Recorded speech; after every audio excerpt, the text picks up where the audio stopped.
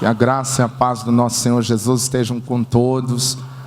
Para a gente é sempre um prazer e uma honra imensurável estar diante da noiva do Cordeiro nesse lugar, amém? Eu vou ler o texto, aproveitar que você está de pé, e logo em seguida eu deixo você assentar e externo minha gratidão a Deus por poder estar com vocês mais uma vez. Lucas capítulo 11, Evangelho do Senhor Jesus, segundo escreveu o Dr. Lucas, capítulo 11, versículo de número 14,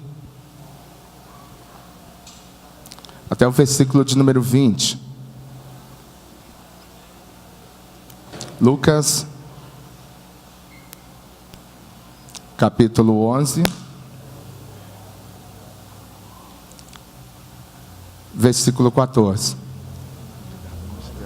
Quantos encontraram? Estava Jesus expulsando um demônio, que era mudo, e aconteceu que, saindo o demônio, o mudo falou. E as multidões admiraram, mas alguns deles disseram: é por Beelzebul, o príncipe dos demônios, que ele expulsa os demônios. Outros, experimentando, lhe pediram sinal do céu. Ele, porém, conhecendo seus pensamentos, disse-lhes: todo reino dividido contra si mesmo será assolado, e casa sobre casa cairá. Diga comigo: todo reino dividido contra si mesmo será assolado, e casa sobre casa cairá. Continuando. Ora, pois se Satanás está dividido contra si mesmo, como subsistirá o seu reino? Pois se dizeis que eu expulso os demônios por Beelzebul, e se eu expulso os demônios por Beelzebul, por quem expulsam os vossos filhos? Por isso eles mesmos serão os vossos juízes. Verso 20. Mas se é pelo dedo de Deus que eu expulso os demônios, logo é chegado a vós o reino de Deus. Amém, queridos? Vamos orar. Eu já deixo você sentar, feche os olhos. Pai, nós te damos graça nessa noite da família, nessa noite que inicia esse congresso com um tema tão importante, tão atual, que é a família, Senhor. Num século que as famílias estão sendo bombardeadas por tantos valores invertidos, por tantas coisas fora do lugar, mas nós queremos os valores do seu reino em nós, os valores da tua palavra em nós. Que o Senhor venha abençoar, meu Deus, os teus servos que estão à frente desse ministério tão lindo e tão importante. Que o Senhor venha cobri-los, que o Senhor venha dar a graça do teu Espírito, a sabedoria do Senhor a eles. Que o Senhor venha abençoar os pastores, todos os amigos que nós temos neste lugar, e todas as pessoas que adentraram nesta noite, nesta casa, Pai. Que o teu Espírito possa ministrar sobre nós, que o teu Espírito venha falar conosco, que o teu Espírito venha nos dar graça e quebrar toda resistência maligna, Pai. Que o Senhor nos abençoe nessa noite e glorifique a Ti mesmo na beleza da Tua santidade. É o que nós oramos e Te agradecemos desde já, em o nome do Senhor Jesus. Amém e graças a Deus. Aplauda o Senhor bem forte, queridos. Podeis assentar, meus amados. Podeis assentar todos. E ao som desse piano abençoado aqui, quero ministrar uma palavra ao seu coração. Quem sabe o tema dessa noite? Quem sabe o tema? Estava projetado agora mesmo, né? Está fraquinho ali, mas está lá, olha. Vivendo a perfeita e agradável vontade de Deus. Família, né? Vivendo a perfeita e agradável vontade de Deus. Queridos, antes que a gente comece, quero de todo o meu coração agradecer a Deus por mais uma oportunidade de vocês me receberem. Já fazem longos anos, né, que vocês me recebem, né, Pastor João, né, Edmilson. Já fazem anos. Quando eu vim a primeira vez, eu era solteiro, como nosso querido bem citou. Graças a Deus, o Senhor Deus me abençoou, porque diz a palavra que o que encontra uma esposa achou o favor de Deus. Então achar uma mulher é diferente. Agora encontrar uma esposa, você achou graça de olhos diante dos olhos de Deus, não é verdade? Então, Senhor Deus me abençoou, me deu minha companheira, me deu meu filho, que já fez 3 anos, daqui a pouco já está indo para 4 aninhos. O tempo está voando, o tempo corre. E eu sou muito grato a Deus pelo carinho da igreja comigo, com a minha família, por todos os amigos que a gente tem aqui, né, Manuel? Todos. Foi uma bênção conhecer vocês, tem sido uma bênção na nossa vida. E toda vez que nós estamos aqui com vocês, nosso coração se alegra sobremaneira. Que Deus vos abençoe em Cristo com toda sorte de bênção, em o nome de Jesus de Nazaré. Amém, queridos? Mas eu quero nesta noite falar sobre o nosso tema. Alguém deve ter até achado estranho, né? Como é que você vai falar de família e começa lendo um texto de expulsar o demônio, né? E parece até meio paradoxal o texto com o tema. Mas eu estava percebendo esse texto e lendo com um pouquinho mais de atenção, e eu pude perceber 2 coisas nesse texto que está ligado ao nosso tema dessa noite. O primeiro é que uma casa dividida, ou um reino dividido, ele não pode perdurar, ele não pode subsistir. Jesus está curando alguém que está endemoniado, e de repente a inveja daqueles homens que se opunham à vontade de Deus em Jesus, eles começam, já que não podiam debater, não podiam anular um milagre daquele tamanho, então eles começam a provocá-lo de outra maneira, dizendo, é por Beelzebul, o maioral dos demônios, que ele expulsa os demônios. E Jesus nos dá uma instrução muito linda, dizendo, ou deixa uma pérola cair, como sempre para nós, dizendo o seguinte: olha, os vossos filhos vão condenar vocês. Em outras palavras, né? Eles também virão, expulsarão demônios, vocês saberão que não é por Beelzebul, mas é pelo dedo de Deus. Agora, se Satanás expulsa Satanás, logo o seu reino está dividido. E um reino dividido não pode subsistir. A casa dividida cairá.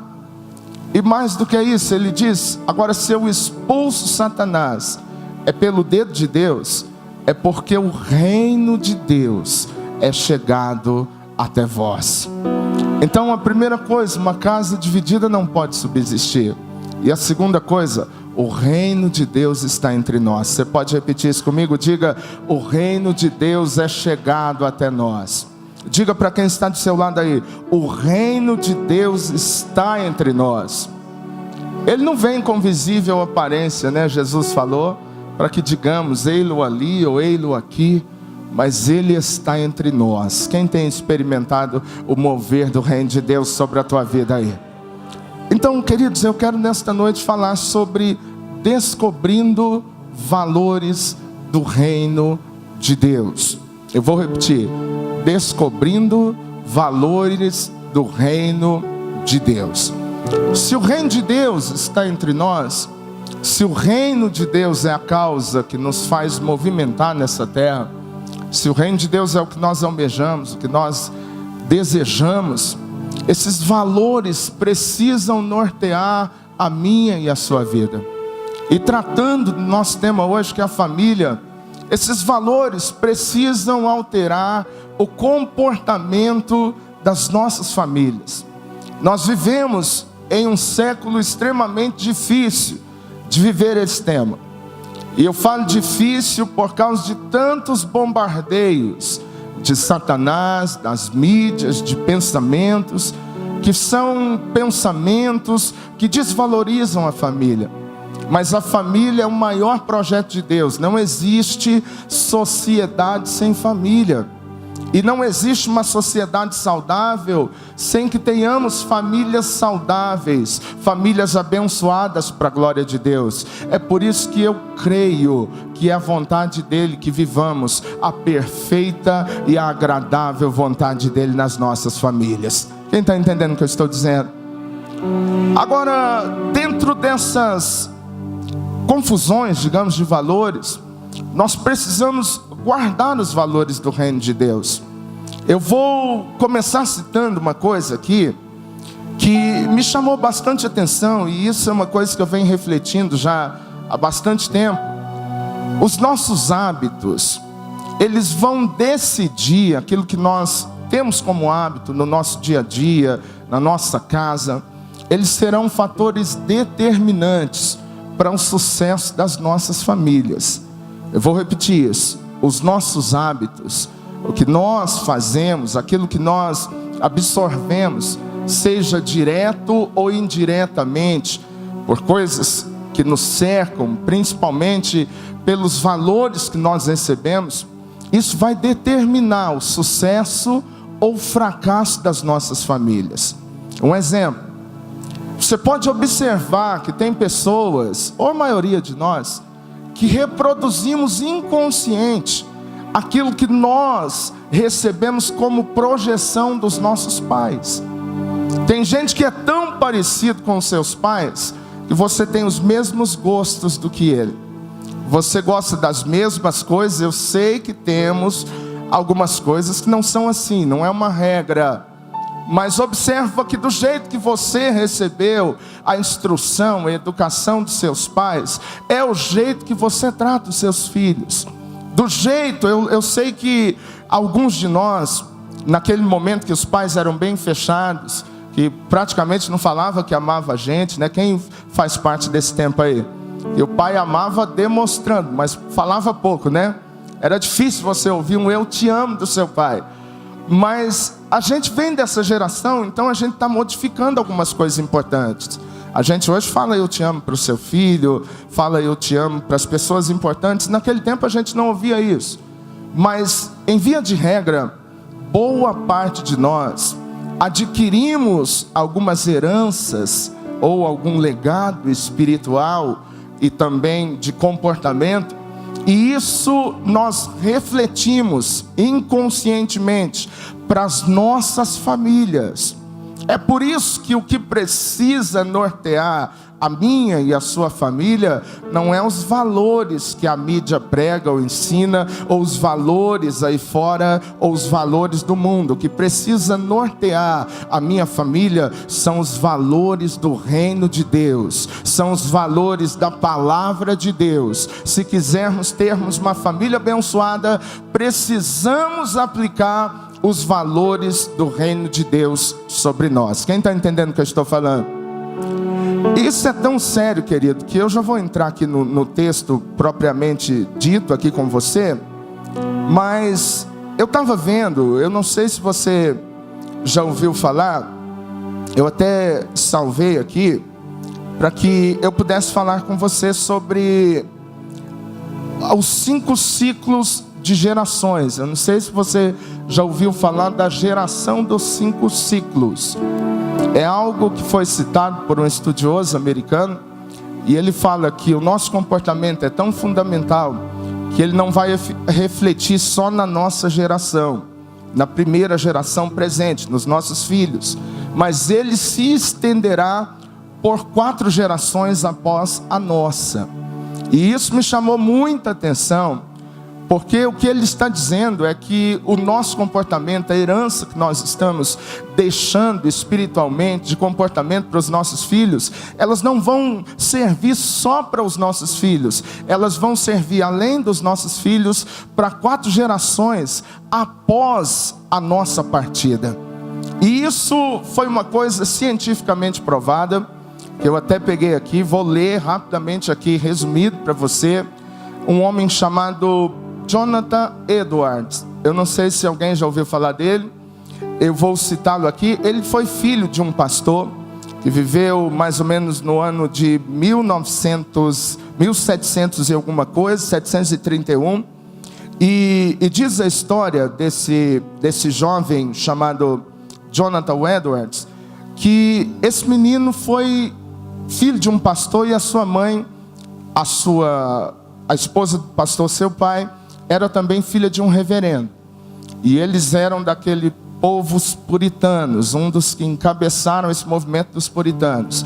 Então, esse homem teve um exemplo clássico de como servir a Deus dentro da sua casa. Preste bastante atenção, você vai entender por que caminho dentro dessa pequena introdução. Isso refletiu no seu comportamento, porque diz a história que aos 13 anos de idade, Jonathan Edwards entrou na faculdade de Yale. e lá estudou. Ele estava morando, ou melhor, vou começar aqui do começo. Jonathan Edwards aprendeu muito com seu avô e principalmente com seu pai, a trabalhar duro, a estudar bastante. Ainda bem novo, ele aprendeu a escrever. O pai dele ensinou o latim e outros idiomas como o grego e o hebraico. Aos seus 6 anos de idade, ele já conseguia conjugar os verbos em latim. O domínio desses idiomas ajudou ele a ter um entendimento mais amplo das escrituras e se tornar poderoso na palavra de Deus. Isso com 6 anos de idade. Vamos continuar. Aos 13 anos de idade, ele entrou na faculdade de Yale. E lá ele estudou teologia. E como aquele garoto amava estudar, ele frequentemente passava 14 horas por dia estudando. 14 horas por dia ele passava estudando. Em 1720, Eduardo se formou, em Yale, como o primeiro da classe. E ele começou cedo na carreira pastoral. Ele lutou para resgatar o significado da verdadeira vivificação cristã. Sua geração foi a segunda dos puritanos, como eu já citei. Mas agora a segunda geração tinha perdido muito seu desejo espiritual. E eles tinham perdido a vontade e o zelo necessário para continuar a expansão do reino de Deus. Assim Eduardo começou uma das séries de sermões com muita oração, acordando a congregação sonolenta que tinha se envolvido demais com seus próprios negócios e com suas próprias vidas, deixando em segundo lugar a vontade de Deus e se preocupando mais com a vida cotidiana do que Cristo e o seu reino.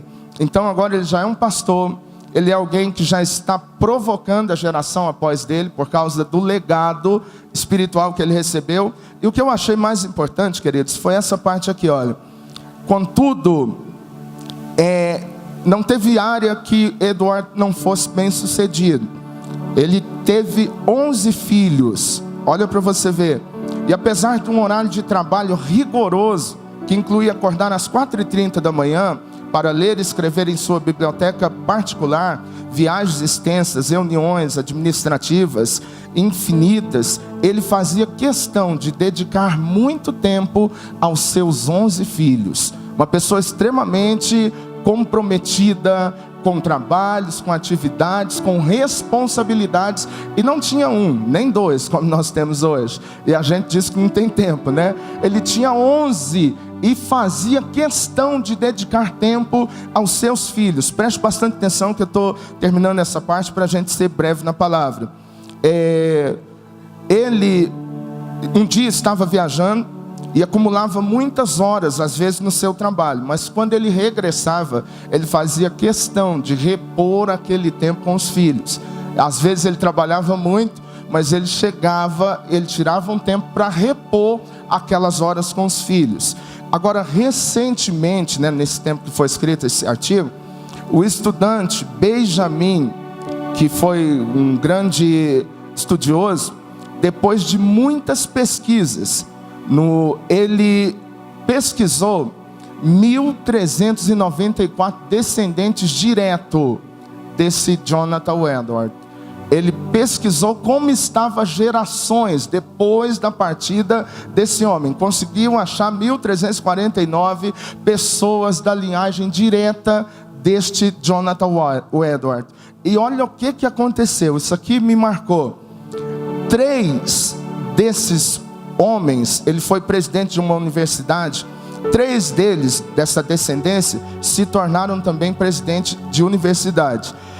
3 deles se tornaram senadores dos Estados Unidos. 30 deles se tornaram juízes. 100 se tornaram advogados. 60 se tornaram médicos. 65 se tornaram professores universitários. 75 oficiais do Exército e da Marinha. 100 pregadores e missionários. 60 escritores de destaque. Um vice-presidente dos Estados Unidos. 80 altos funcionários públicos dos Estados Unidos, 250 formados em universidade, entre eles governadores dos estados e diplomatas enviados em outros países. Olha a geração de Jonathan Edwards. Olha o que ele recebeu de legado espiritual e olha como isso vai refletir diretamente nas suas gerações depois dele. Por que eu estou citando isso, querido? Porque também esse mesmo estudioso, ele pegou uma outra pessoa chamada Max Jukes. E esse Max Jukes, em contrapartida de Edward, ele tem um legado espiritual, uma família que não vive os princípios do reino de Deus. E diz a história que o seu pai era alguém que foi alcoólatra. E este Max Jukes, ele também, por consequência, é um alcoólatra. E a sua descendência, depois também estudada por Benjamin, ele conseguiu pegar também de algumas pessoas da geração de Max. E olha o que diz aqui. Ele pegou quase mais ou menos 1.500 pessoas. 310 dessa descendência direta morreram como indigentes. 150 foram criminosos, sendo 78 assassinos. 100 eram alcoólatras. Mais da metade das mulheres da geração dele, prostitutas. E os 540 descendentes de Jukes custaram ao Estado $1.250 por mês. Olha a diferença da descendência de Jukes, ou Max Jukes, para a descendência de Jonathan Edwards. Olha como o legado espiritual, ele não influencia só na sua geração, ele influencia nas próximas gerações. Eu sei que alguém aqui não vem de um legado espiritual, mas é justamente para isso que Deus está te levantando, para quebrar essa herança genética ruim, essa herança genética que gera destruição. Eu vim profetizar que as famílias dessa igreja serão benditas. Se Jesus não voltar antes, a nossa geração receberá um legado de honra, um legado de glória. Serão pessoas produtivas, pessoas benditas, e o nome do Senhor será glorificado na terra. Só quem concorda comigo aí, só quem pode profetizar que a sua geração será bendita do Senhor, glorifica o nome do Senhor aí. É por isso que os valores do reino precisam estar em nós, queridos. As coisas que nós estamos fazendo, elas não refletem só para o nosso tempo, elas não refletem só para a nossa geração. Se Jesus não voltar, querido, o que você vive de reino de Deus, isso vai atingir a sua casa. É por isso que a gente não pode brincar com essa palavra. Eu não digo de termos fraquezas, eu sei que todos nós temos, mas não podemos pegar as nossas fraquezas para anular a verdade dessa palavra. Precisamos, no mínimo, ser sinceros com nós mesmos e com o nosso Deus, porque o que fazemos vai refletir positivamente ou negativamente na outra geração. Você decide qual é o legado que você quer deixar. Você decide qual é a herança, né? Porque essas palavras são muito similares, herança e legado, principalmente no direito, tem uma certa semelhança, mas você decide o que você vai deixar para sua casa. Se você vai deixar só uma casa, ou casas, ou bens materiais, ou se você vai deixar um legado que as próximas gerações serão benditas para a glória de Deus. Isso é estatística, isso não é falácia. Isso é estatística. Um deixou uma geração abençoada, juízes, governador. O outro deixou uma geração infelizmente amaldiçoada, indigentes, prostitutas, pessoas totalmente perdidas, porque o que nós fazemos vai refletir na nossa geração. Quem está entendendo o que eu estou falando? Então, qual é o primeiro princípio do reino de Deus? E agora eu não vou falar de princípios dessa terra, viu? Vou te dar alguns princípios aqui que são valores do reino de Deus. Qual é o primeiro princípio? Nós precisamos honrar os nossos familiares. Eu quero repetir isso. Você precisa, e eu me incluo também, honrar a nossa família. Aonde está isso? Está em 1 Timóteo capítulo 5, versículo 8, que diz lá: os que têm negado a sua família, ou melhor, os que não têm cuidado com a sua família, né, com os domésticos, né, com a sua família, este negou a fé, e ele é pior do que os infiéis. Por que eu estou falando isso? Porque às vezes nós vemos pessoas que elas são bênçãos em todos os lugares, menos na sua família.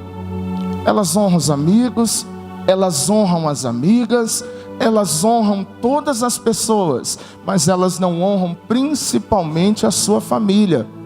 Eu sei que quando nós nos convertemos, isso acaba colocando um pouco de distanciamento, né? Às vezes com alguns familiares, porque agora você é da igreja, não sei o quê, e eles pensam que a gente é quase um extraterrestre, né? E não é bem assim, né? E isso acaba tendo um pouco de distanciamento. Mas o fato desse distanciamento, querido, não pode nos impedir de honrar pessoas importantes para nós. Se nós quisermos trazer os valores do reino, nós precisamos honrar as pessoas importantes para nós. E não há ninguém mais importante nessa terra para nós do que a nossa família. Eu sei que nós temos a família de Deus, que é de suma importância, né? Os nossos pastores, os nossos líderes. Mas você precisa honrar o seu pai, a sua mãe. Os filhos precisam honrar, maridos precisam honrar suas esposas, esposas precisam honrar os seus esposos. E consequentemente, porque quando nós honramos alguém, nós estamos reconhecendo aquilo que tem de bom em uma pessoa. Quem está entendendo o que eu estou falando?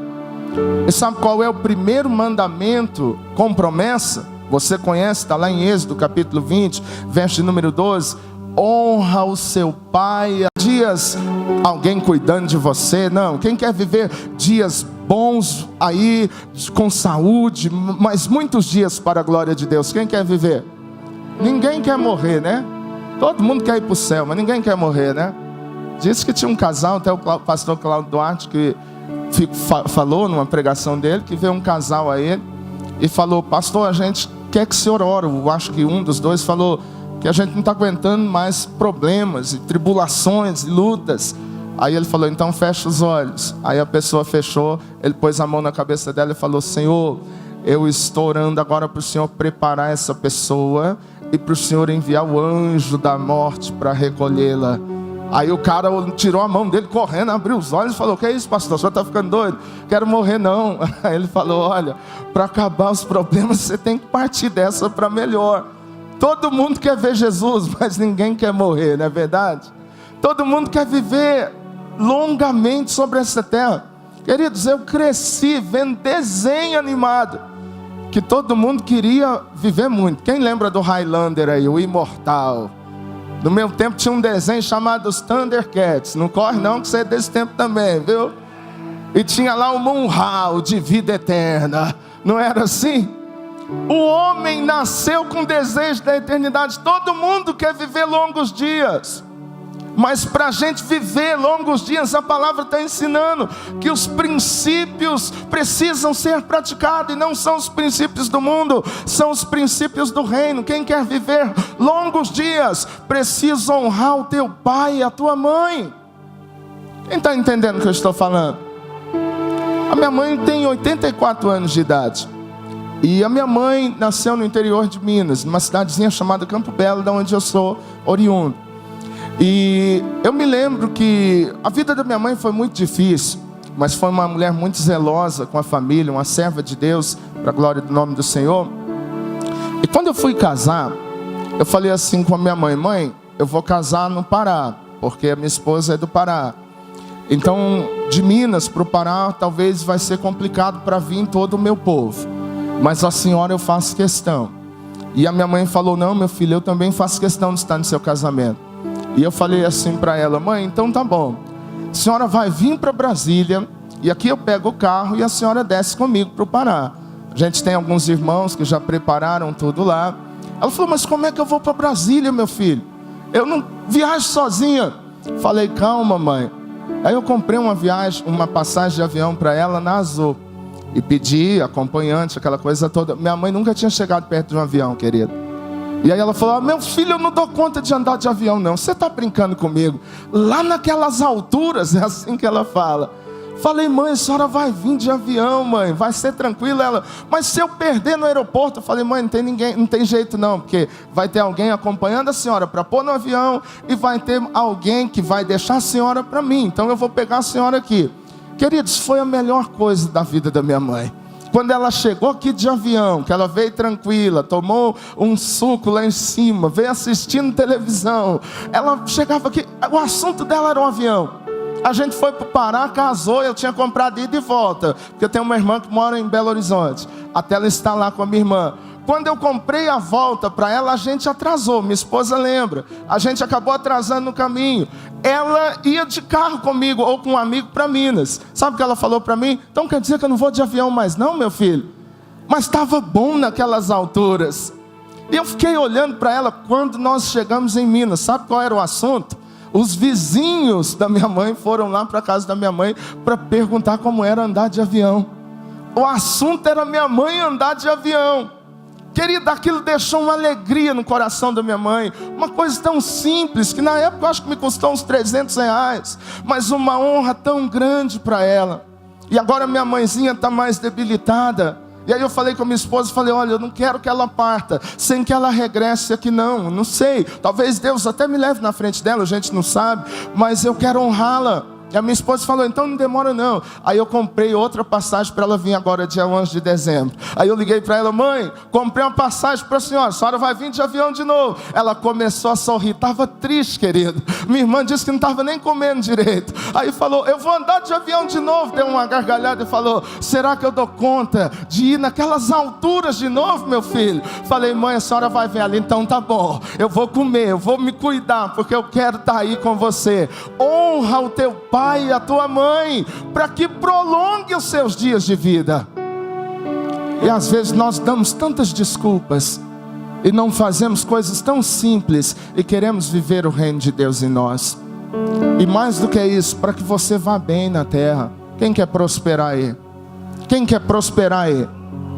Então não é só dar dízimo e dar oferta não. Tem gente: é só dar o dízimo e dar oferta. Não.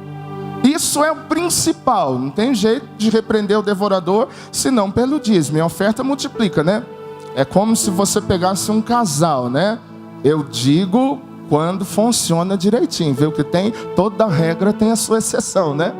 Porque geralmente o homem é o guardião e a mulher é a que é produtiva, que gera multiplicação na família. Sim ou não? Eu sei que tem uns homens, quando faz barulho, ele cutuca a mulher e fala: vai lá fora ver, né? Mas em via de regra, o homem é o protetor, sim ou não? Então o dízimo protege, a oferta multiplica, entendeu mais ou menos a visão? Agora, a honra te traz prosperidade, para que você vá bem na terra que o Senhor teu Deus te dá. Quem quer ir bem no seu trabalho? Quem quer ir bem no seu ministério? Quem quer ir bem na escola? Quem quer ir bem nesse ano de crise? Pastor, é possível? Isaac cresceu no tempo de crise e ficou mais poderoso do que uma nação inteira. Para você ser bem sucedido, você precisa honrar o seu pai e a sua mãe. Quem está entendendo o que eu estou falando? E você precisa honrar as pessoas que são importantes também a você. Outra pessoa que não vou falar muito aqui para a gente não estender, mas são as esposas. Esposas. Pergunta para minha esposa. Eu sempre tento honrá-la acima de qualquer coisa depois de Deus. E sempre tenho as divisões. A minha mãe, ela, minha sogra, as pessoas importantes, cada uma no seu lugar. Mas eu não desonro a minha esposa. E não aceito ser desonrado por ela. Nós conversamos muito. Por quê, queridos? Porque às vezes nós honramos pessoas estranhas e não honramos as nossas famílias. Eu convido, vou entrar nesse tópico aqui, de vez em quando vai gente lá para minha casa. Mas eu nunca permitiria que alguém na minha casa decidisse qual é a programação que tem que ser assistida dentro da minha casa. Por que eu estou dizendo isso? Porque tem gente que dá mais honra para quem é de fora do que para a sua própria família. Tem gente que honra mais um amigo do que a sua esposa. Tem gente que honra mais um amigo do que um filho, do que um pai. E se a gente quer projetar coisas boas nas gerações futuras, nós precisamos honrar as pessoas importantes para nós. Quem está entendendo o que eu estou falando? Quem está entendendo o que eu estou falando? Então honre a sua esposa, honre o seu esposo, honre a sua família. A segunda coisa aqui, o segundo princípio, o valor desse reino de Deus que nós estamos descobrindo, é que nós precisamos ajustar os nossos comportamentos aos nossos discursos. Eu vou repetir porque isso é muito importante. Nós precisamos ajustar aquilo que nós falamos aos nossos comportamentos. E aonde está a base bíblica para isso? 1 Coríntios capítulo 11, versículo de número 1, que Paulo diz assim: sede meus imitadores, como eu sou de Cristo. Sabe o que Paulo está dizendo? Eu não falo de Cristo, eu o imito. Quando as pessoas olham para mim, elas veem Cristo em mim. E eu queria fazer uma pergunta que você não precisa me responder. A sua família, quando olha para você, o que é que a sua família vê? Elas veem Cristo em você ou elas ouvem o seu discurso de Cristo? Por que essa geração está precisando que Deus levante homens e mulheres? Porque nós temos muitos pregadores, mas poucas referências. E eu costumo dizer que essa geração não precisa de pregações, ela precisa de modelos, ela precisa de referências, ela precisa olhar para alguém e desejar ser como ela. Quem está entendendo o que eu estou falando? Seu filho não pode ouvir você dizer só, você tem que ir para a igreja. Ele tem que ouvir ou ver em você o seu prazer em estar na casa do Senhor. Tem gente que só ora na igreja, só abre a Bíblia na igreja, e depois quer que os filhos sejam alguém que vai ler a Bíblia, que vai orar. Queridos, não tem como você falar uma coisa e agir de outra maneira, e isso gerar efeito na vida das pessoas. Eu costumo dizer que as pessoas não olharão o que você fala, as pessoas olharão o que você é. Quem está entendendo o que eu estou falando? Nós precisamos ajustar o nosso discurso às nossas atitudes. Amém ou não amém? As pessoas precisam ver. Paulo é ousado, né? Olha o que Paulo está dizendo, querido. Ele diz assim: olha para mim. A gente vem cantar, vem pregar e diz: não olha para mim não, irmão, olha para Deus. Não é assim? E Paulo diz: não olha para Deus não, olha para mim. Ah, pastor, de onde o senhor tirou isso? Lembra do templo lá? Que eles vão orar e tem um aleijado lá na porta do templo, no templo Formosa. A Bíblia diz que eles, Pedro e João, diz assim: ei, olha para nós. O que a gente tem, a gente dá. Em nome de Jesus o Nazareno, levanta e anda. Mas sabe o que Satanás está fazendo? Não olha para mim.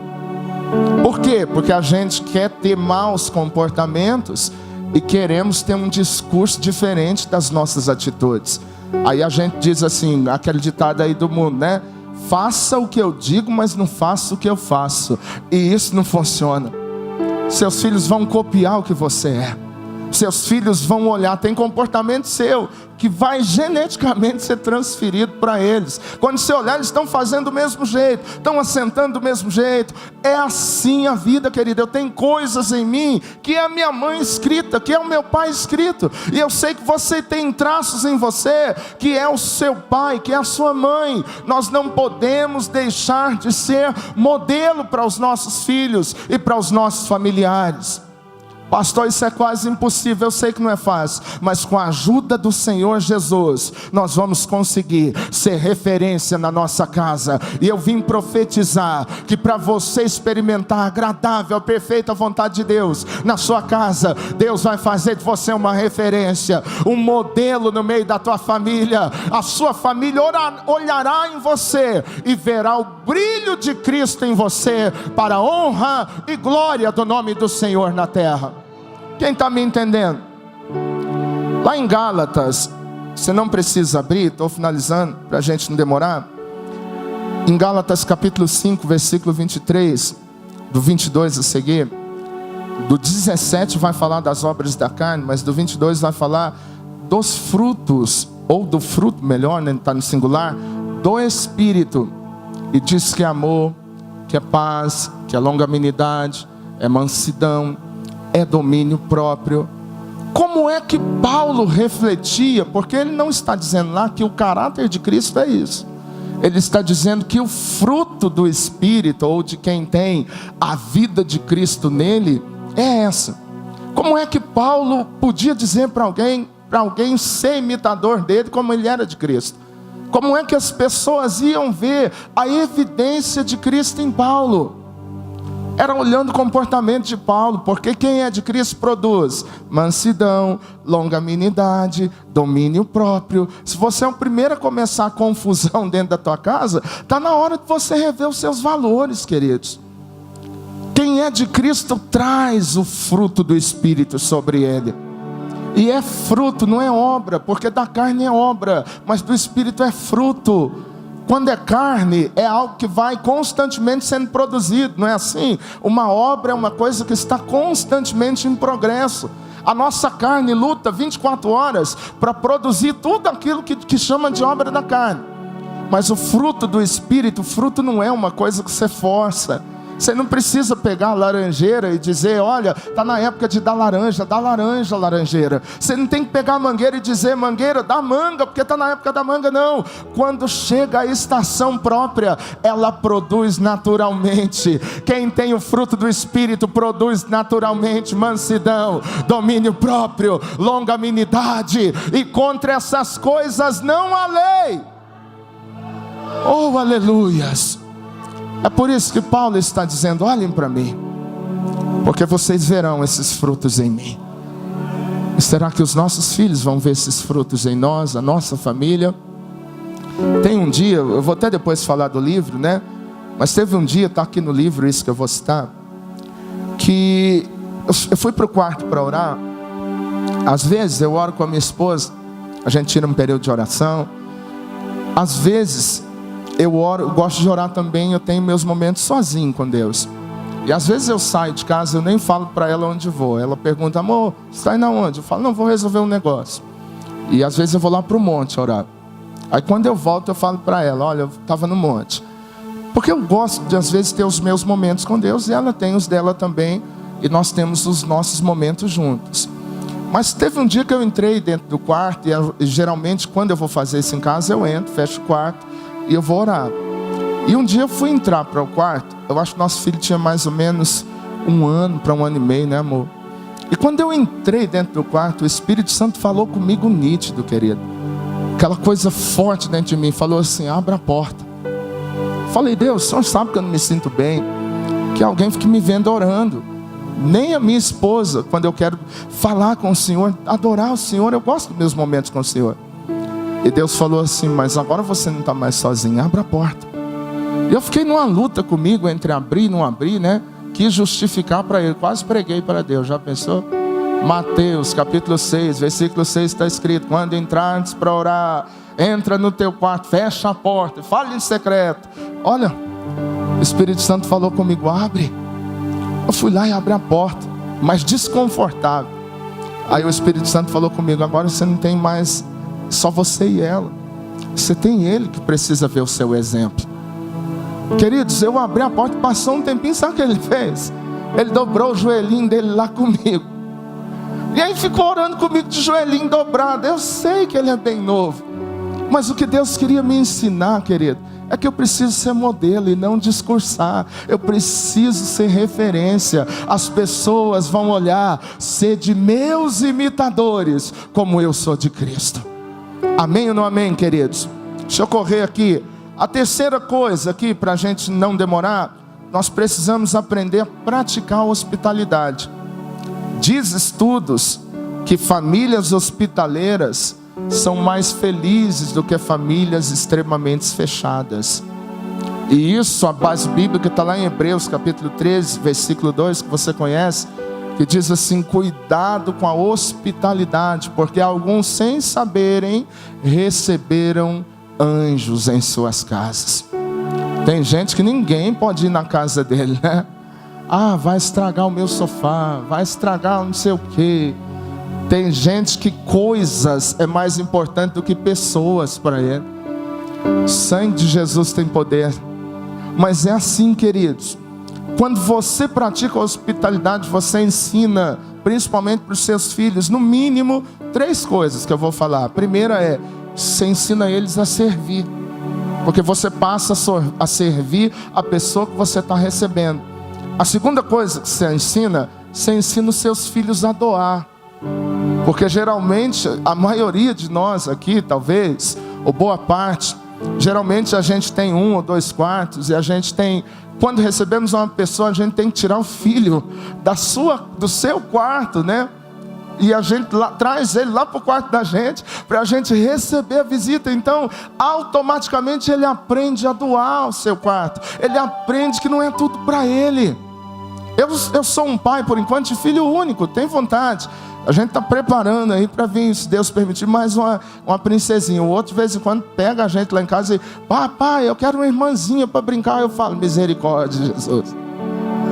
Mas, queridos, escute bem, um filho único, ou quem teve o primeiro filho, você sabe, ele é acostumado sozinho. Então tudo é para ele, tudo é dele. Quando chega uma criança é a maior dificuldade, porque ele quer brincar com 5 carrinhos de uma vez. Ele quer pegar 5 brinquedos de uma vez e concentra tudo nele. E aí o outro, ele não está nem vendo uma coisa. O outro vai lá, pega, ele vai correndo lá, larga os 5 e quer brincar com aquele. Por quê? Porque não sabe doar. Não sabe dividir. Eu costumo dizer que tudo que Deus nos dá é para atingir mais alguém. Se o que Deus te deu só atinge você, só atinge a sua casa, isso não está alcançando o fim que Deus planejou. Porque tudo que Deus nos dá é para atingir pessoas. Quem está entendendo o que eu estou falando? Mas Deus te deu uma piscina, chama mais alguém para tomar um banho nela lá. Ah, pastor, tem uma banheira de hidromassagem, pode me ligar que eu falo o dia que eu estou vago e eu vou lá tomar banho nessa banheira lá na sua casa, em nome de Jesus. Nós precisamos aprender a deixar a vida de Deus ser um rio em nós e não uma lagoa. Tem gente que tudo que vem de Deus para ele, para nele. Tudo que vem de Deus não atinge mais ninguém. Ah, pastor, eu quero um carro. Aí a gente ora, o irmão está indo para o mesmo lugar que ele sobe os vidros para não dar carona para o irmão. Que tipo de crente é você? Fariseu, com todo respeito.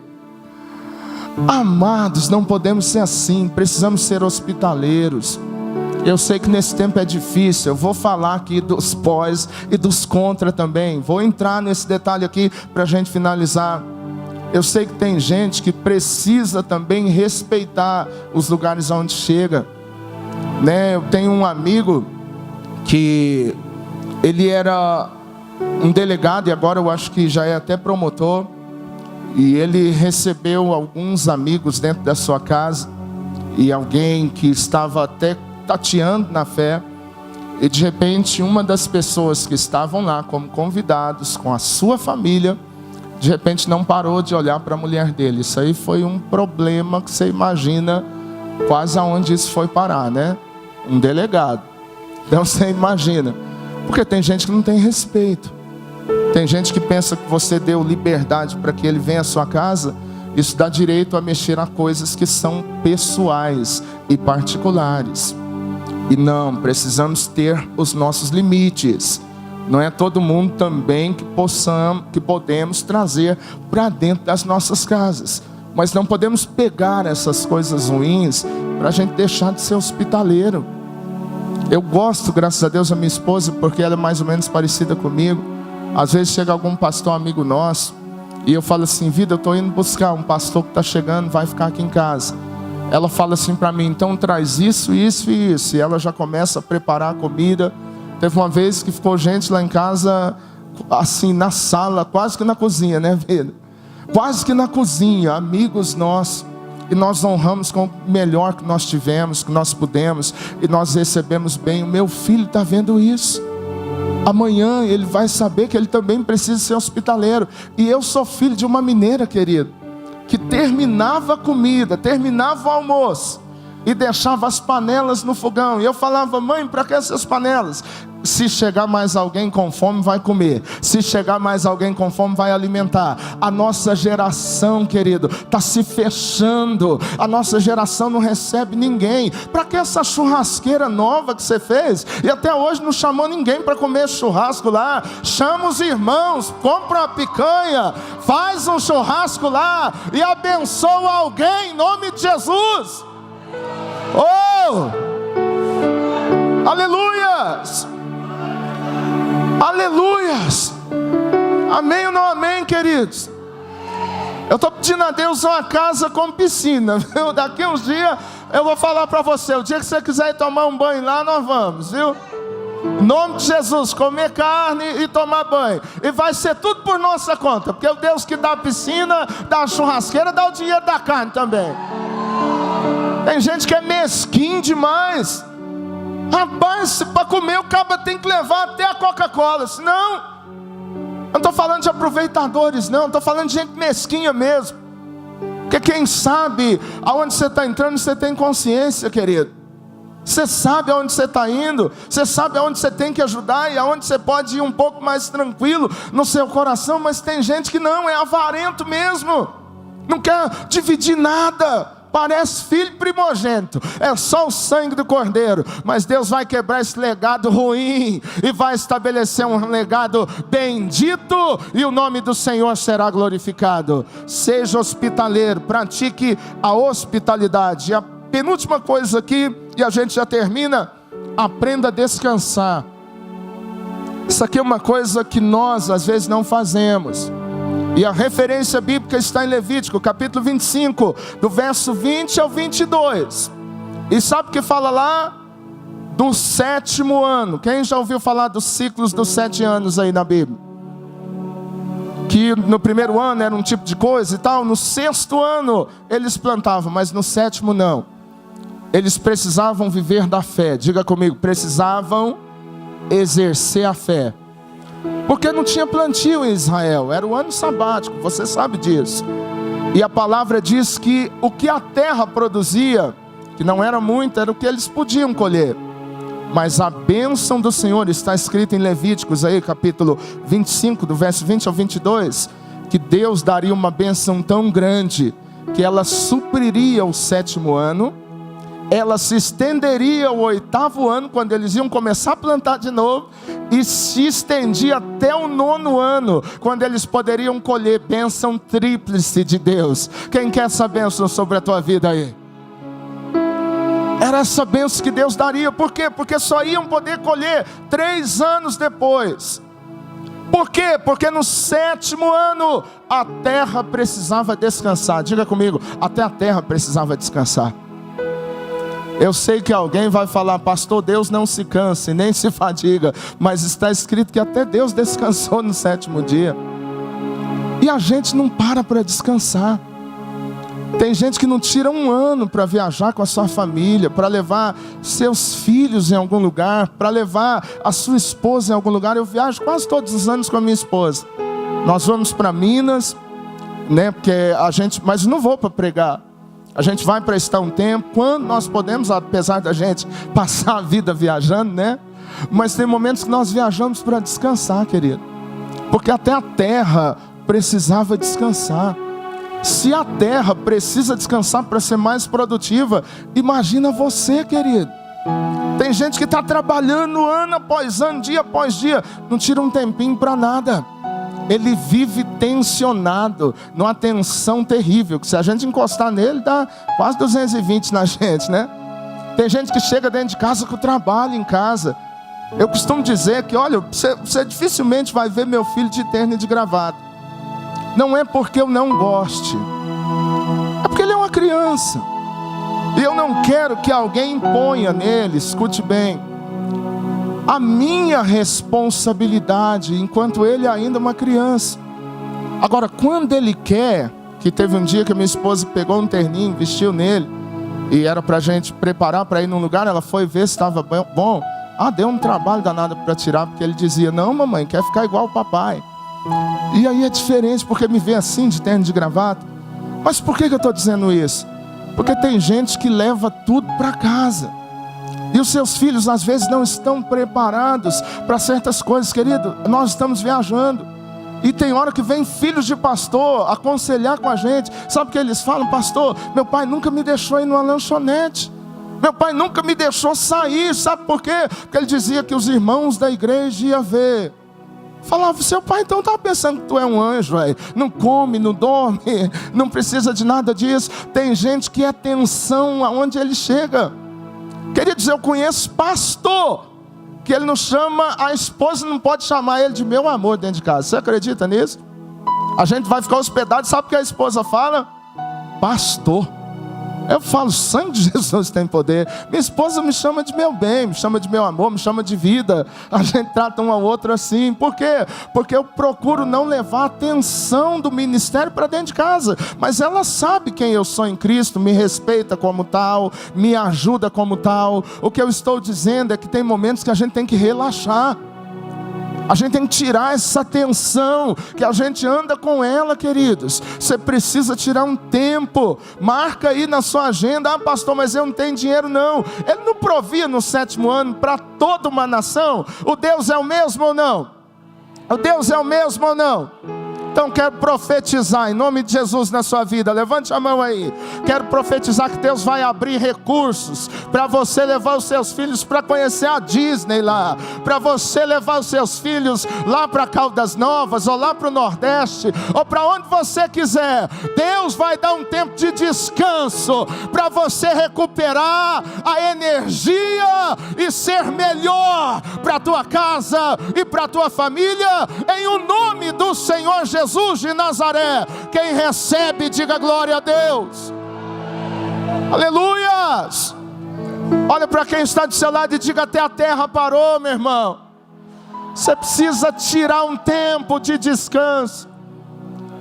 Eu sei que tem uns que vai querer pegar a palavra que eu estou falando para não trabalhar mais. Olhe bem, não é isso que eu estou dizendo não. Estou dizendo um tempo, era só o 7º ano, não era o 7 não. Porque tem gente que quer descansar o 7. Tirar um tempo com a sua família, amém ou não amém, queridos? Amém ou não amém? E a última coisa, você precisa trazer Jesus para o centro da sua família. E isso aqui é o que mata tudo, é a coisa mais importante. Nenhuma dessas aqui serão aplicáveis se você não fizer esse 5º princípio aqui, que é trazer Jesus para o centro da sua família. Isso está em João capítulo 15, versículo 15, que você conhece bem, que diz, eu sou a videira, vós sois os ramos, mas sem mim nada vocês podem fazer. Então não é possível ser um bom esposo sem Jesus nesse século. Não é possível ser um bom pai sem Jesus, principalmente um bom pai nesse tempo de valores tão invertidos, que é uma luta para a gente manter os valores da palavra de Deus no coração dos nossos filhos, com esse mundo tão de cabeça para baixo como está. Então, queridos, além de tudo, nós precisamos da ajuda do Senhor Jesus.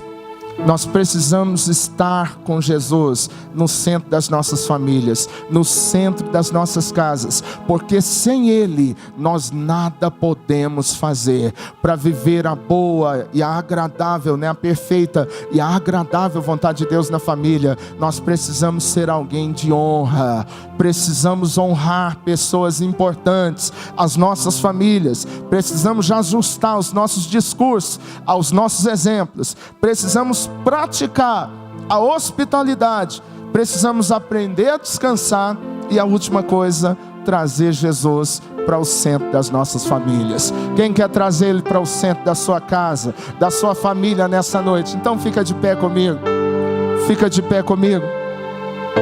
Oh, aleluias. Nessa primeira noite, Jesus quer ser o centro da sua casa, Jesus quer ser o centro da sua família.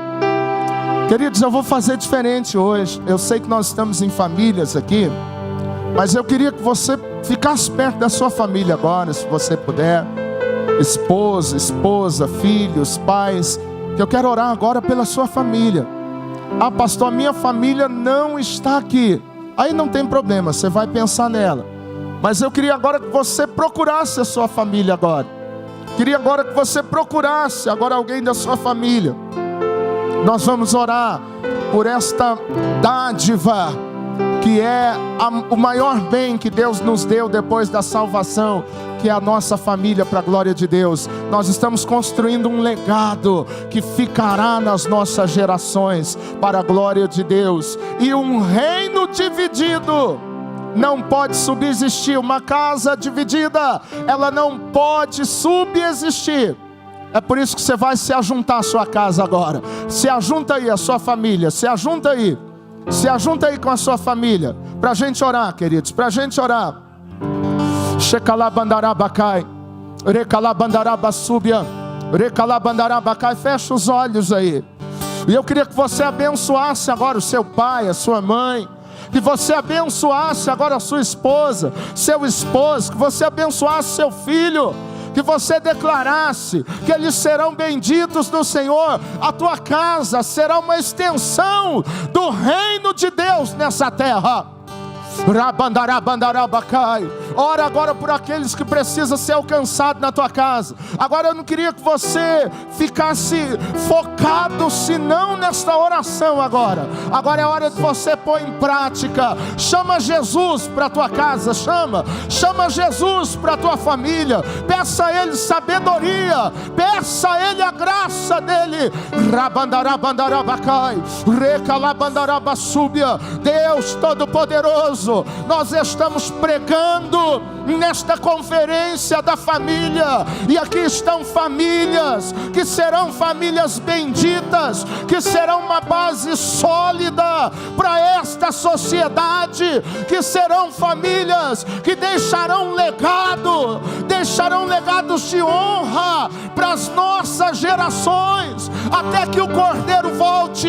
E eu quero abençoar agora este esposo, eu quero abençoar esta esposa, este pai, esta mãe, eu quero abençoar este filho, em o nome de Jesus de Nazaré. Eu me levanto agora no reino do Espírito contra tudo aquilo que vem para atingir as famílias, que caia por terra tudo que gera rebeldia e não honra, caia por terra no poderoso nome do Senhor Jesus. E eu te peço, traga cura para este casamento, traga restauração para a comunhão desta família, traga vida do teu Espírito agora, em o nome do Senhor Jesus.